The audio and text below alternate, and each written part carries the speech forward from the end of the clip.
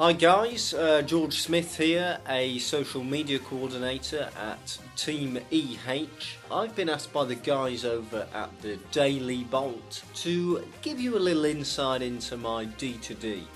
Where do you have your ideas? Where are you most creative? Let's skip that one.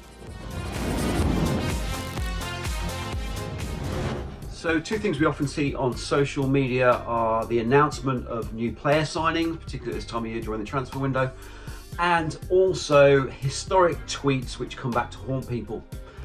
Those two things have come together and collided in a beautiful way this week as Matt Doherty is signed for Spurs, and 8 years ago on Twitter he declared his love for Arsenal. Spurs decided to meet it head on in a fantastic player announcement where he opens up his laptop and deletes the old tweets. Really great way of sort of taking on the elephant in the room. What are your main responsibilities? What aren't I responsible for? I'm the guy in charge of Facebook, you know.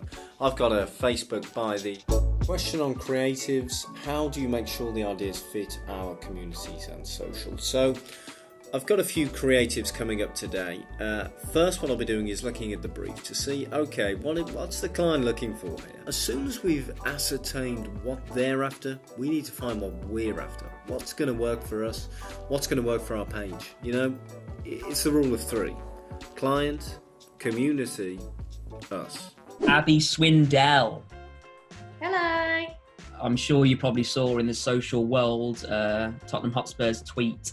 And it got me thinking, should you be going back and looking at your content? How do we see that, looking back at our old content and possibly deleting it? It's definitely something that we do, and to be honest, it's something that we've done quite a lot of recently. All right, Steve, long time no smell. Sorry I've been a bit absent with the footage. We've all put things on social before that potentially could come back to bite you in the arse. In fact, not long ago for one of the vlogs, we were looking through some of the stuff we used to post that was actually still on the page, and that might have been okay to post 6 years ago, but looking back at it, it definitely doesn't fit with where On The Tools is now as a community and as a brand. Your big fat juicy George social media tip.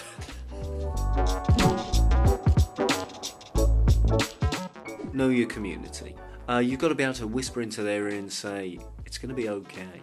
If you know your community like the back of your hand, when a client comes on board, there's not going to be any surprises. We don't like nasty surprises in social media. We like good surprises. We did quite a lot of still image content in the past and video content, what now would be cast as engagement bait on Facebook. So we kind of went back through and made sure the fact that we've got rid of anything that we could find that breaks that rule, really. We just don't want to take the risk of it potentially seeing the light of day again and then getting penalised. Probably the worst thing that you can do on the platform. Just thought I'd bring you outside for a quick break. Remember to take a few deep breaths and be grateful, guys. Be grateful. How do you use data in your job? Guys, I use data so often, I sometimes say I've got a date with data. We're constantly logging and keeping a track of data on the platform, be it watch time, views, engagement, retention. And then we can knuckle down and get to the nitty gritty of individual pieces to see where's it going right, where's it going wrong, and how can we do better. Even if you were to just do just one big sweep, once a year. I think if you're keeping on top of all of the platform updates and if there's any changes to guidelines or new rules that they've introduced, you should really know, I suppose, if there's any content that you have created in the past that would potentially breach any of those. I definitely say just go all the way back to the start and have a look at what you were posting back then and compare that to the rules now. What's the thing you're most proud of? If we're creating content that is fresh, that is new, and it's hitting the mark again and again and again and again and again and again, you know, that's something that really puts lead in my pencil. And when we've done that, when we've hit that mark, I've got to say I've almost had a little tear, and I've been proud, and I've said, George, you know, you've proved everybody wrong. the teachers, your former employers, the taxman, and your parents. And here we are.